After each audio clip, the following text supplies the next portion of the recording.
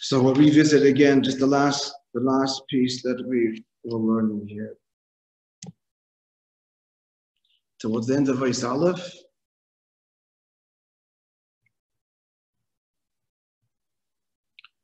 so let's review from the beginning of the Maamar. The Maamar began with noting that it says Boruch, שעשה, Nisim.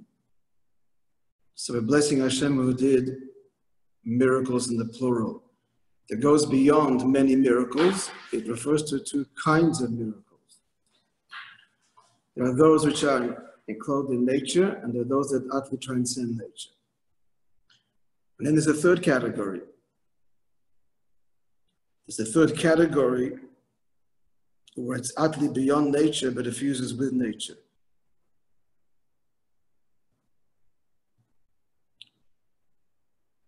Rabbi Neil? Yes, 1 second. Rabbi Neil? Yeah. Okay. Hi, can you just explain briefly the difference why he uses the name Shakai as opposed to Elohim? Yeah, I'm just about to say that, yeah. Okay. We're just getting to that now.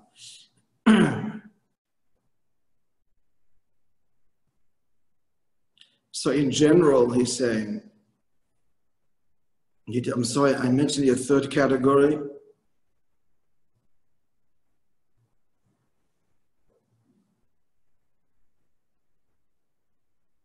He's not talking about a third category now. Right now he's talking about two. Miracles beyond nature and miracles in nature. And he said that they are rooted in these two different names of Hashem. Yud-Kei Vav-Kei, as we can appreciate, is beyond nature.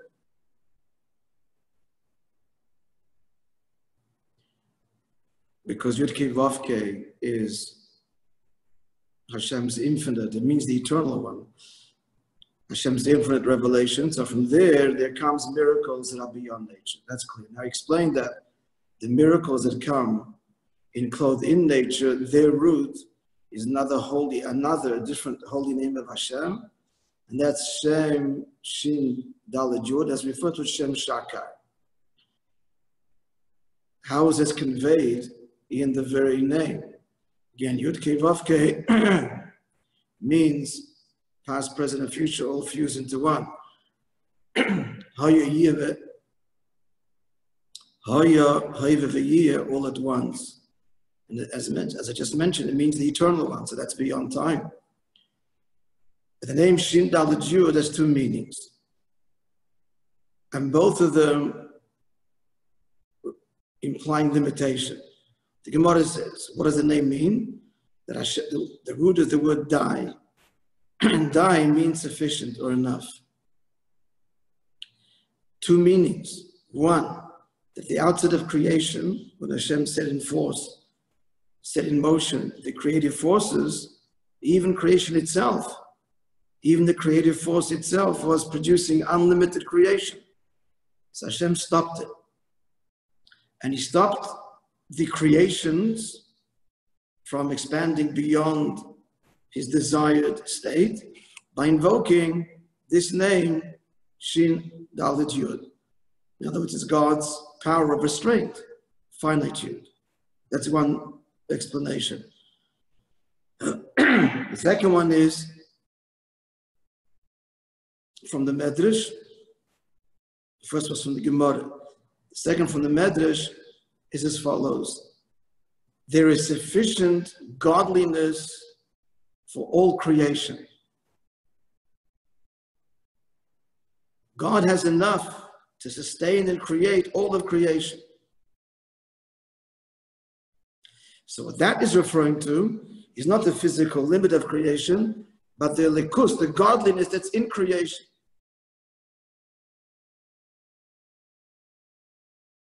So this second explanation, which points to the likus, the godly energy in creation, from there comes miracles enclosed in nature.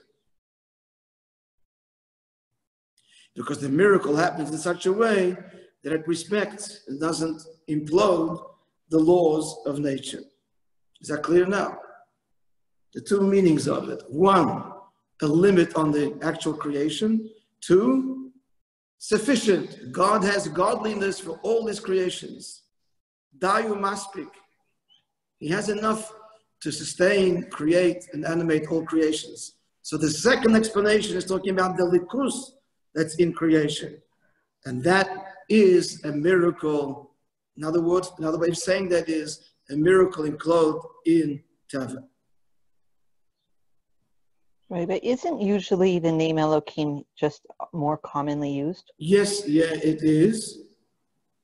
It is. So you're asking what's the difference between Shem Elohim and Shem Shin Daled Yud? So the answer, they're closely associated. Elohim is the source. Elohim has many levels, but in general, it's the source of the tzimtzum.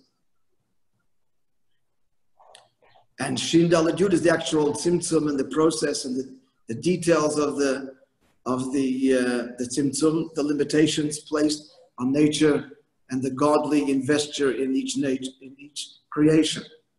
What Shem Elohim is really the koyach, it has many levels, but at its source, it's Hashem's power of finitude. And when expressed itself in Shin, in the name Shin Daled Yud. So yes, they are related, obviously. So now comes the third level. The bottom, there is the third level. The third level is, indeed, that these both kinds of miracles should become one. There is this third level. The first level is a miracle that what shatters nature. Yudke Vovke. Then there's a miracle which happens within the confines of nature, the story of Chanukah and Purim. But the ultimate intent is, continuing the theme of the previous Maimer, Mino Olam Va'ada Olam, that from Alma Disgasia, which is the hidden world, that should become one with Alma Disgalia, the emerged created world, or the revealed world. That's the theme of the previous Maimer, which this Maimer continues to develop. We'll see in greater detail as the Maimer continues. So what we were learning yesterday was, that's the name of an Eidov. As we explained, that an Eidov, each one, what's an Eidov? Let's remind ourselves. The Eidov which the Chachamim U'Mesakin allows for and creates the merging of two private domains. They're both Reshus HaYochid. In each one independently, one is allowed to carry. Min HaTorah, you can also carry from one Reshus HaYochid to the other. But the sages forbid it and said you have to make an Eidov that allows to carry from one private domain to the other.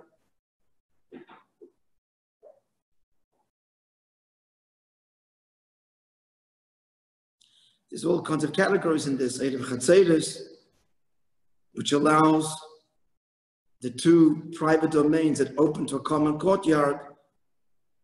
It makes that courtyard the possession of both of them. Hence, they can carry from their domains to the courtyard and from one domain of Shusayachah to the other.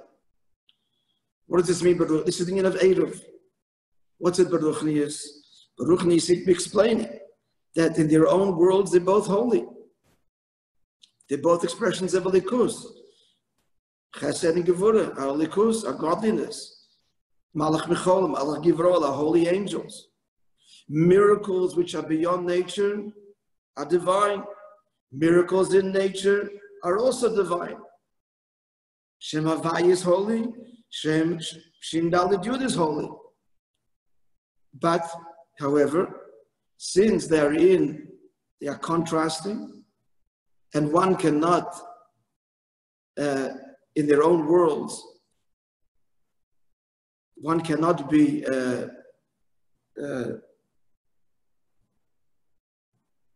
one cannot not entertain, one cannot be harmonious, another word I'm looking for. One cannot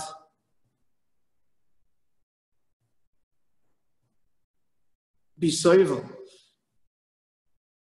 In the world of one, the other one cannot exist. It chesed is chesed and gevurah is gevurah. Alma discussion is Alma discussion, Alma disgalia is Alma disgalia. This reshus, that reshus. They're incompatible. Mutually exclusive? Pardon? Mutually exclusive. Okay, incompatible in their own worlds. They're mutually exclusive. So if it's holy, but it's exclusive, it's not holy. Well, not ultimate holiness. This is a very big principle. If somebody is holy in his own world, if he doesn't get along with others, then it's a very limited holiness and certainly not the ultimate intent. Exclusivity and holiness at its core are a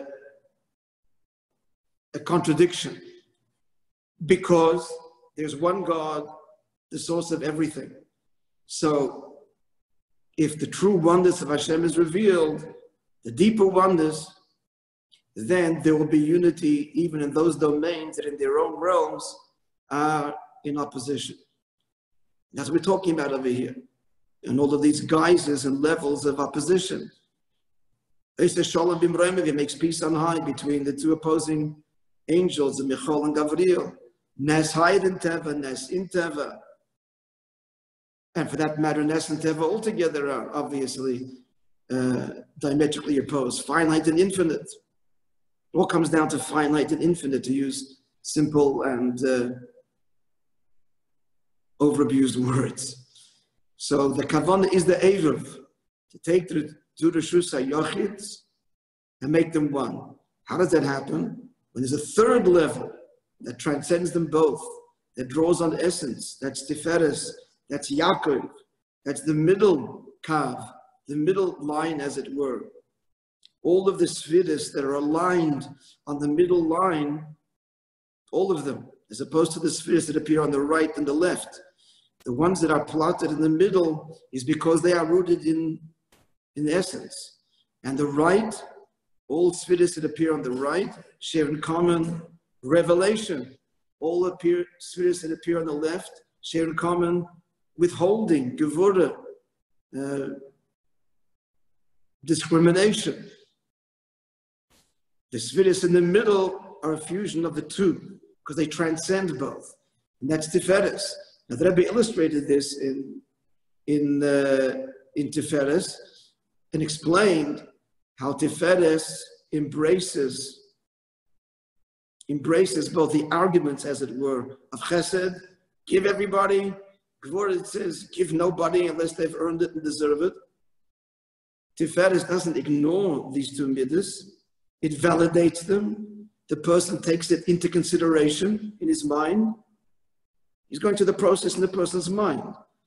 Chesed says, just give. Gevurah says, let's examine. Tiferes says, you're both right. We've got to give and we've got to examine, and we shall do both. And then come to a conclusion to give in a way, what Tiferes does, Tiferes gives in a way which is purely empathetic, really connects to the person. And Tiferes is really empowering much more than Chesed. Chesed is a handout. And compassion moves and stirs and inspires the recipient. Because compassion takes into account the argument of Gevurah that says, he doesn't deserve.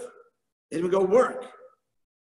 So compassion acknowledges that and therefore inspires the person to go instilling within him self-confidence, not just to be a recipient, but in fact to be self-sufficient at some point. So the end is that Tiferes gives much more. You know, this is the old Canadian maxim. Give a starving person a fish, you feed him for one day. Teach him how to fish, then you feed him every day. So compassion, Chesed gives and finished. Blank checks. Gevurah says, hey, you want to work? Then fine. You want to earn this. And Tiferes gets involved. Tiferes gets involved with the Mekabel and helps him and stirs him and empowers him so that in fact he should be self-sufficient. So the end is that the hashpah of Tiferes is beyond even chesed. And why does it work? Because, as he's saying, the person has entertained both positions and validates them. It's true everybody should get. It's true people have to earn and deserve it, have to work for it. Free handouts are pointless. Justice. So, taking both of them together by going beyond the limits of either one, we give, and we give in such a way that nurtures his self-esteem and makes him one day a mashpia too. So that's the true inyan of Eruv. That's the inyan of the Eruv that fuses Chesed and Gevurah, the two Rishuyas. Why? Because it draws on a level that's even higher. So we're talking higher than Shem Havaya, higher than Shem Shin Dalet Yud. We're talking the Anoichi. Now, just to revisit again let's look at it again inside the Maimir, the Gematrias and so on.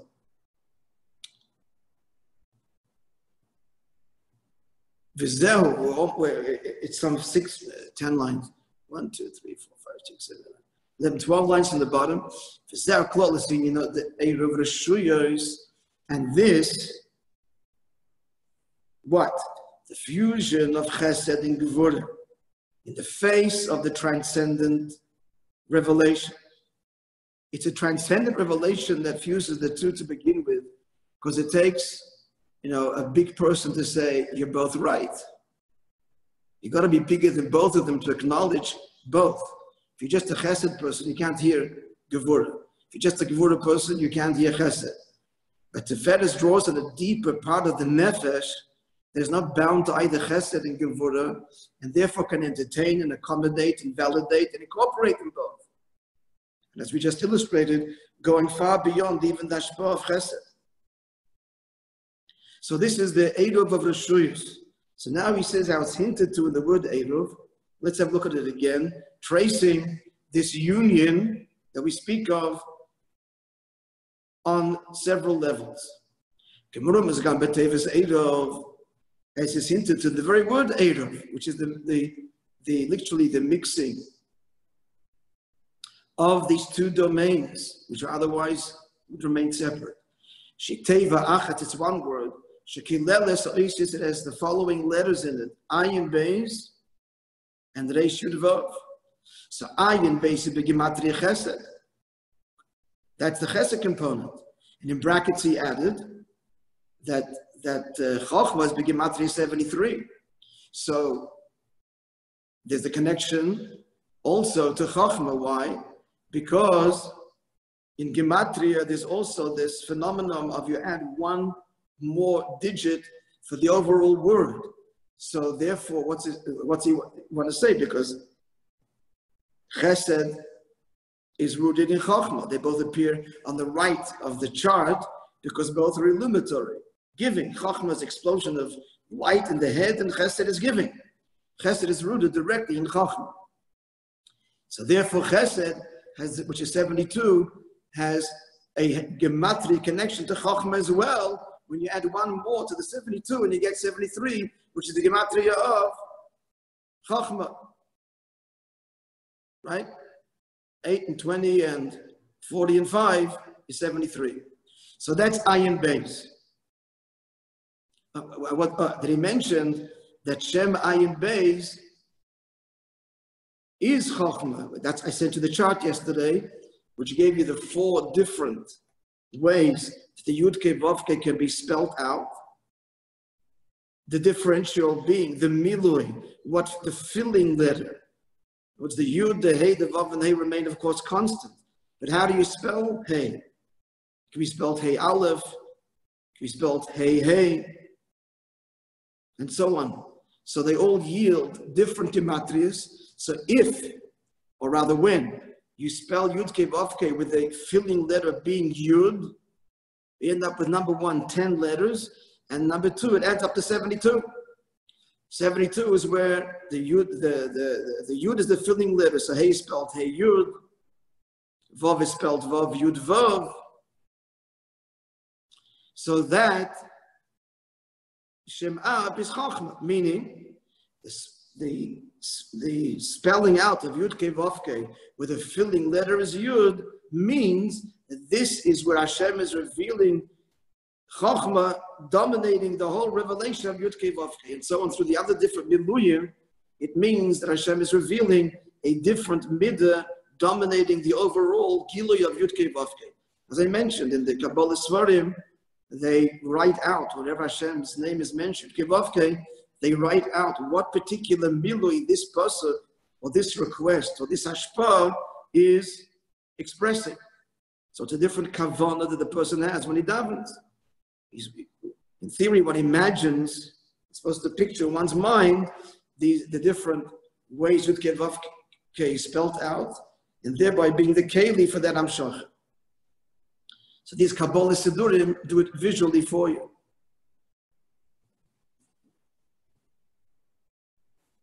So Chesed is begematria.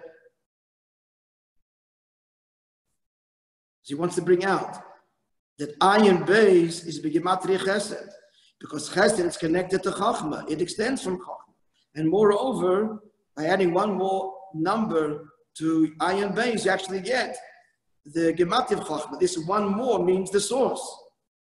The one more added to 72, which is Chesed, which equals Chachma 73, is the source of Chesed. Chachma. So that's the ayin beis. So Eidov is what is the fusion of the two domains. One Chesed / Chachma, that's ayin beis. And what's the remaining letters of the word Eidov? Reish Yud Vav, 210 and 6, which is what? 216. The Gematria Gevura. And that's the Gematria of Gevura. And in brackets he says, when we say Gevura, just like when we said Chesed, we mean Chesed source Chachma. So too, when we say Gevura, we're including Bina, that's in the brackets there, which is the Sheirish Gevura. In other words, we're talking about the Yichud of Chachma and Bina, the Yichud of Chesed and Gevura, the Inyan of Yisoid, of Netzach, of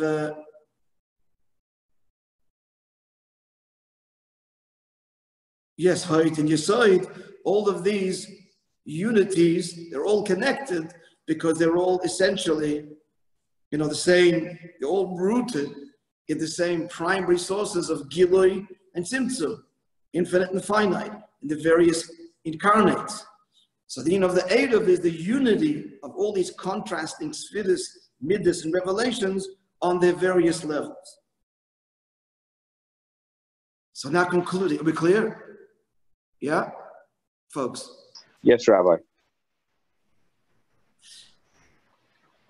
Yes. So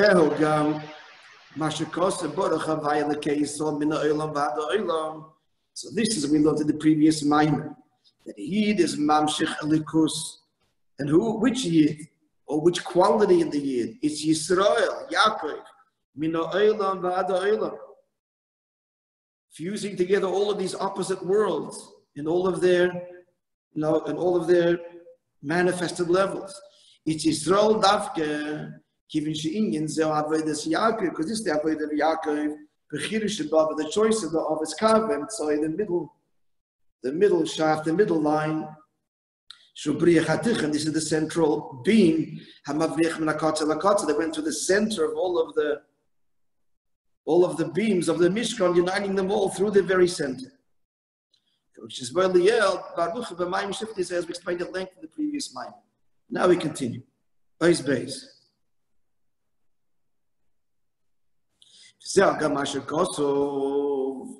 This is what it says in Pasuk. We say every day in davening from Tildim. Magid v'arav leYaakov. He relates his words to Yaakov, Chukov and Mishpatov, his statutes and his laws, Yisrael to Yisrael. Again, invoking here Yaakov and Yisrael. Revu B'Sidon, the Alter Rebbe explains in his comment, his Maimorim on the Siddur. He says, Kasher Yeshna Avodah the Yaakov Kanal. It's only through Avodah of Yaakov, which means, friends, when the Yid is not stuck on one kind of Avodah. I'm a Chesed guy, I'm a Gevura guy. if we're stuck in our natural, and we're all born with one disposition. Basically, we're born with one kind of disposition, one way or another. So the whole avodah is not to be stuck on one personal disposition, and to incorporate the other contrasting midah in avodas Hashem. That's the avodah of Yaakov. So when the avodah of Yaakov, azay magid dvaro, then, as we will explain now, he relates his words. What does this mean? Hashem relating his words means revelation of what? All of the brachas, that the capital had enumerated before this is the final pasuk, or the second last pasuk of the capital. What does it say earlier? He gives snow like wool. That means he disperses the dew or the frost like ashes, like sand. He calls that this is brachas, Hashem's brachas of Gashmis. So it's referring to the morning frost. And he calls out Magid or Mamshich Yaakov Dafka, all of these brachas, Gashmis and Ruchnius, is drawn down through the avodah of Yaakov. That's what draws down from the Alma Diskarsia to Alma Disgalia. Yosef Brechatich, because as Yaakov again is the central shaft, it goes from one end of the Mishkan to the other, wrapping itself all the way around all three sides. Ukanal, as we said before, it's the avodah of Yaakov which draws down and unites Alma Diskarsia and Alma Disgalia, the two worlds. If one is only in one extreme, then there's impurities that result only from one kind of avodah. Alluding to, again, from Avram coming Ishmael, and from Yitzchak and Esau. It's only when it's the middle. The middle means not bound to any disposition, but rather an objective and transcendent bittul. Then in Mokim, then there's no room for the extraneous forces of unholiness to derive nourishment. Klippa must get its nourishment from Kedusha. Everything comes from Kedusha. How can Klippa get nourishment from Kedusha? The answer is if it's a limited Kedusha. If it's a Kedusha that's stuck in one place and intolerant of another kind of avodah, just intolerant as in not for me, not in my world, then that's a limited Kedusha, and that's exactly where Klippa gets its chayis from. Quite simply because there's some level of ego in this Kedusha. I'm very comfortable in this kind of avodah. The other one doesn't talk to me, and then I'm not going there. Fine for you, and not for me. So, if the avodah therefore is rooted in what I'm comfortable with, that's exactly what Klippa needs to hear, and says, well, if you can be comfortable, so why can't I? So I get my nourishment from you. Your comfort, your limitation is what nourishes me. That's how Klippa gets its chayis. I mean, there's also more drastic forms of, and dramatic forms of corrupted Kedusha, but this is not so much corrupted as in just, it's nice, can't fault it. The only fault of this kind of service is it's stuck. It's stuck in the personal nature and comfort zone of the person, doing nothing wrong, nicest guy in the world, Mr. or Mrs. Chesed, but there's no element of Gevurah here, so it's limited. And why is the person stuck? Because that makes them fulfilled and feel good. The other one breaks down the whole Seder, the whole construct, so we don't go there. So that kind of a Kedusha ultimately is the source that nourishes Klippa. Mamshich Levine goes on to say, let's go a bit further. Let's go all the way down the middle line. And what's that? That's Yisoid. Now what's Yisoid? We all know that Yisoid means connectivity. On the human body, it's the part of the body where one connects with the other, male and female. So Yisoid, Shumakim, Linikas Achitzoinim. So that is obviously a place where, if it's not the way it should be, so that's a place where Klippa, the extraneous forces, get their nourishment. Klippa, so Orla should be Yisoid. That's why this in Orla is a foreskin, there's a concealment that needs to be removed. And if not, he's saying, even in this middle, Kavem Tzoi, there's this need for the Avodah of it. As the Maimon will explain, Mila, that the union should be a proper union, a sacred union, and not a union that can nourish Klippa. So how's that done? Yeah, the mitzvahs Mila. So therefore you need Mila at this critical union. The Yari Nichres is Klippa Sa'orla, which cuts away and removes the Klippa of the concealment. In Cain, and as a result, this removes any forces of Klippa from the middle line. This has to be explained further, which will continue tomorrow, because l'cha'ira, we have a little problem, little contradiction. Did we not say at length that the whole union of Tiferes, and Yisoid continued, because Yisoid is right underneath Tiferes, that is Kedusha, that's wonderful, because there's unity between opposites. It's not egoful, but transcendent. It's emes, it's bittul. Now Yisoid is the continuation of that, and yet when it comes to Yisoid, which is this unity, and unity is a wonderful thing. It means the transcendent of self, to unite with another. Yet, in Dafke, at the level of the Yisoid, is a need and a special avodah of Mila, to remove a challenge, a Klippa that will challenge and seek to corrupt this unity that Yisoid is. So, I mean, without going into even going further in the mind, we can appreciate that this unity, of course, in theory, at its source, is the most wondrous unity possible.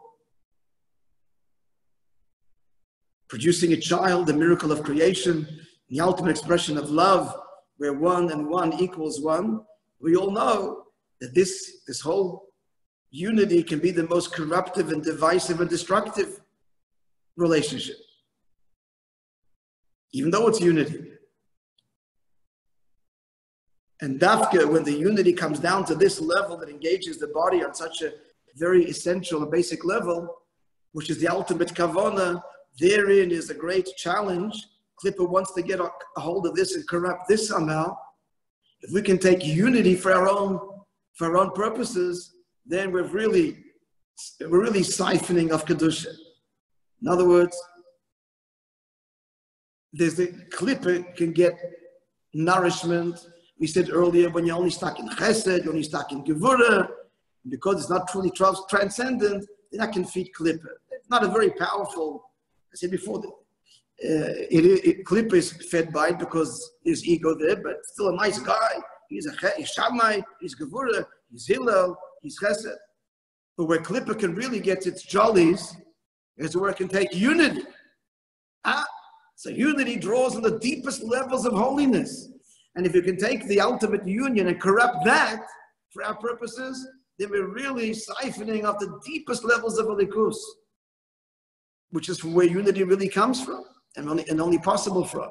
Hence, at the level of Yisoid, there's a need for the union of the whole Avodah of Mila, which will explain Boruch Nis. That the unity on this level requires greater Avodah to see that the unity be truly sacred and holy. And he'll explain this not just in terms of human sexuality and men and women, but b'chalal in our engagement in the world. As we engage in the world, and it's all about bringing unity to the world. To be effective, there's got to be the avodah of removing the orla, the foreskin, the concealment, the avodah of milah. All to be explained, Baruch as it applies to each one of us, male and female, and so on. Okay, so Be'ez Hashem, we continue tomorrow. Yeah.